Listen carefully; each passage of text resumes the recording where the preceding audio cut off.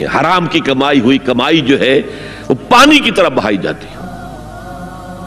ابھی مجھے ایک صاحب نے بتایا کہ ممبئی میں 2 شادیاں ہوئی ہیں مسلمانوں میں، ایک میں 1.5 کروڑ روپیہ خرچ ہوا، ایک میں 80 لاکھ خرچ ہوا۔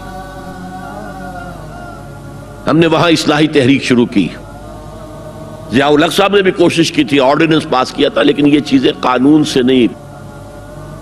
آپ کہیں کہ کسی دعوت میں 50 سے زیادہ مہمان نہیں آئیں گے، وہ 100 آ گئے تو زیادہ یہ ہوگا پولیس والوں کو رشوت کا کھاتا کھل گیا، جو یہ پیسے لے جائیے صاحب۔ کبھی کبھی وہ پکی پکائی دیگیں لے جا کے اپنے تھانے میں بیٹھ کے کھاتے تھے، لیکن قانون سے نہیں بدلتا مزاج۔ ہم نے کیا طے کیا؟ دیکھو یہ ہے چٹان کی بنیاد۔ آپ کو بڑی اونچی بلڈنگ بنانی ہو تو دیکھنا پڑتا ہے چٹان نیچے بنیاد زمین کیسی ہے۔ تو بنیاد کیا ہے؟ آپ سادگی کرو سادگی کرو سادگی کرو، یہ واسطہ بے معنی ہے بالکل، اس لیے کہ غریب کی سادگی کچھ اور ہے، امیر کی سادگی کچھ اور ہے، سادگی کے ایک معنی تو نہیں ہے۔ لہذا وہی جو ہے راک فاؤنڈیشن وہ تلاش کی جائے، وہ ہم نے کی تلاش۔ جو تقریب حضور سے صحابہ سے ثابت ہے ضرور کرو ضرور کرو ضرور کرو، عضوا علیہا بالنواجذ، اپنے دانتوں سے پکڑ لو اس کو۔ اور جو تقریب ثابت نہیں حضور سے اور صحابہ سے، یقیناً یہ کہیں باہر سے آئی ہے۔ یا تو ہمارا خاندانی پس منظر جو ہے اکثر تو ہندوؤں سے مسلمان ہوئے، وہ سادات ہوں، صدیقی ہوں، فاروقی ہوں، عثمانی ہوں، وہی ہیں جو باہر سے آئے تھے، باقی تو اکثریت یہیں سے، وہ اپنا ہندوانہ پس منظر لے کر آئے۔ تو جس کا ثبوت صحابہ کے دور میں نہیں وہ یقیناً باہر سے آئی ہوئی چیز ہے، اس میں پھر سادگی نہیں، اس میں کمی نہیں، جڑ سے کاٹو۔ اس بنیاد پر ہم نے 5 فیصلے کیے، ذرا سن لیجئے آپ بھی، اگر آپ کوئی سوشل ورک کرنا چاہیں اس کو عام کریں۔ نمبر 1، نکاح مسجد میں۔ حدیث موجود ہے ترمذی شریف کی روایت، اعلنوا ھذا النکاح وجعلوہ فی المساجد، نکاح کا اعلان عام کیا کرو، مسجدوں میں منعقد کیا کرو۔ میں حیران ہوتا ہوں کیوں نہیں علماء کرام نے اس کی طرف توجہ دلائی۔ حدیث ہے، ہاں میں مانتا ہوں ان کا کہنا یہ ہے کہ یہ یہاں جو امر ہے کہ مسجد میں منعقد کرو، یہ امر وجوب کے لیے نہیں ہے، استحباب کے لیے، مستحب ہے یہ کہ مسجد میں۔ تو بھائی مستحب کیوں چھوڑ رہے ہو تم؟ اس لیے چھوڑنا پڑتا ہے، مولوی بیچارے کی حیثیت ہے ہی نہیں معاشرے میں کہ وہ کہے جناب یہاں آئیے میرے پاس، میں نہیں آؤں گا آپ کے گھر نکاح پڑھانے کے لیے۔ وہ اپنا رجسٹر بغل میں دبائے بیٹھا سوکھتا رہتا ہے، وہ تو آنی تھی بارات عصر کے وقت، مغرب بھی جا رہی ہے، آئی نہیں، وہ بیٹھا غریب۔ پہلے 20-30 روپے ملتے تھے، اب 200 300 400 ملتے ہیں، اور کیا ہے۔ میں نے انہیں یاد دلایا دیکھو شرم کرو، عیسائیوں نے آج تک اپنے چرچ کی اور اپنے پادری کی عزت یہ رکھی ہے کہ شہزادے اور شہزادی کی شادی ہوگی وہ بھی پادری چرچ میں آئیں گے۔ شہزادے کی شادی ہو رہی ہے تو جو ان کی پارلیمنٹ کے ساتھ ہے چرچ، وہاں شادی ہوگی، وہاں پردہ نہیں ہے، لڑکا لڑکی دونوں آمنے سامنے کھڑے ہو کر قول و قرار کریں گے۔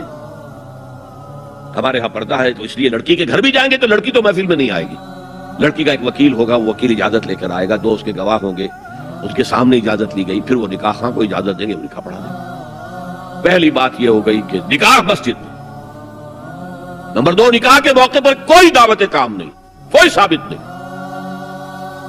دعوت تعام صرف ایک ہے، وہ ولیمہ ہے، اور اس قدر معقول بات ہے، سب باپ اپنے سینوں پر ہاتھ رکھ کر سوچیں اور میری بات سنیں، کیا بیٹی کو گھر سے رخصت کرنے کا وقت جو ہے وہ خوشی کا وقت ہوتا ہے؟ جب بیٹی گھر سے جا رہی ہو، کوئی جانور بھی آپ قربانی کے لیے، کوئی مینڈھا کو بکرا لے آئیں 8-10 دن پہلے اور بچے مانوس ہو جائیں تو وہ جب آپ ذبح کرتے تو پچھاڑے کھاتے ہیں کہ نہیں بچے؟ اور یہ لخت جگر ہے، نور چشم ہے، 18 20 22 برس گھر میں رہی ہے، وہ جا رہی ہے، خوشی نہیں ہے، ماں صرف یہ ہوتا ہے سائی آف ریلیف کہ ایک ذمہ داری کا بوجھ تھا، اللہ نے آج پورا کرا دیا، اتروا دیا بوجھ۔ پھر بھی اندیشہ ہوتا ہے، پتہ نہیں مزاج ملے نہ ملے، نئے ماحول میں جا رہی ہے، وہاں جا کر ایڈجسٹ ہو یا نہ ہو، اندیشے پھر بھی ہوتے ہیں۔ تو ان سے مرغ پلاؤ کھانا اور متنجن کھانا کوئی معقول بات نہیں ہے۔ معقول بات کیا ہے؟ لڑکا اس کا گھر آباد ہوا ہے، وہ ولیمہ کرے، اس پر باقاعدہ احادیث اولبوا ولو بشاۃ، ولیمہ ضرور کرو چاہے ایک ہی بکری ہو تمہارے پاس، ذبح کرو، کاٹو، کھلاؤ گوشت اپنے دوستوں کو، احباب کو۔ یہاں تک کہا کہ بیسا طعام الولیمہ، برا کھانا ہے ولیمے کا کہ اس میں غریبوں کو نہیں بلایا جاتا۔ ظاہر بات ہے مسلی کھلانے کے لیے تو ولیمہ نہیں ہوتا، اپنے احباب کو، دوستوں کو بلایا جاتا۔ پھر بھی میں تم سے کہتا ہوں کہ جسے ولیمے کے لیے بلایا جائے وہ اگر نہیں جائے گا تو اللہ اور اس کے رسول کے حکم کی نافرمانی کرے۔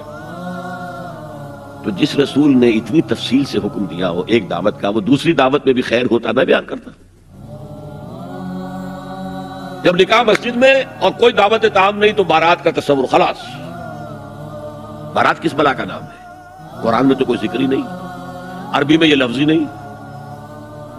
اجتماعی طرفین مسجد میں ہوا، نکاح ہوا، لڑکی کو حضرت فاطمہ کو رضی اللہ تعالی عنہا کچھ خواتین جا کر چھوڑ آئی تھی اس حجرے میں جو ایک انصاری صحابی نے حضرت علی کو دیا تھا۔ ان کا تو کوئی گھر بھی نہیں تھا، کوئی حضرت علی آئے ہوں اور آ کر وداع کرا کے لے کے گئے ہوں۔ چوتھی چیز، جہیز کا کوئی تصور اسلام میں نہیں، خالص ہندوانہ رسم، خالص ہندوانہ رسم، خالص ہندوانہ رسم۔ ہندوؤں میں کیوں ہے؟ وہ اس لیے ہے، معقول بات ہے کہ لڑکی کا وراثت میں کوئی حصہ ہی نہیں۔ وہ تو جب گھر سے نکل رہی ہے وہ دے دلا کے رخصت کر دو، دان دہیج، یہ خیرات ہے، لڑکی کا حق کوئی نہیں ہے گھر پر۔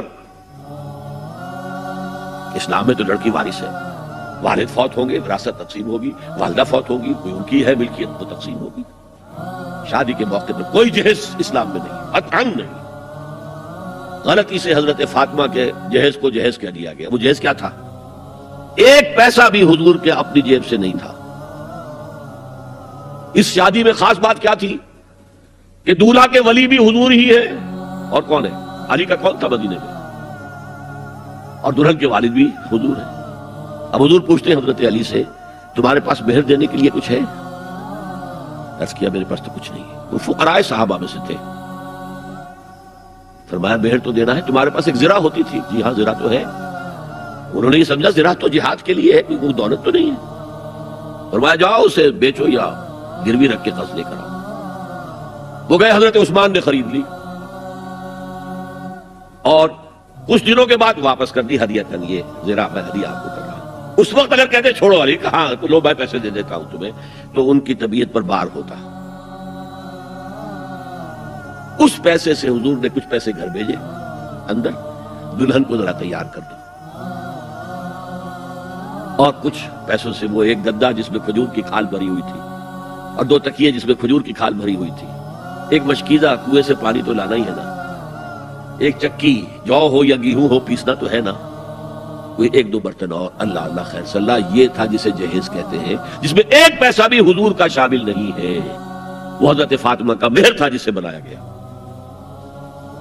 ورنہ مدینے ہی میں دوسری آپ کی صاحبزادی کا نکاح حضرت عثمان سے بھی ہوا، کہیں ذکر ہے جہیز کا؟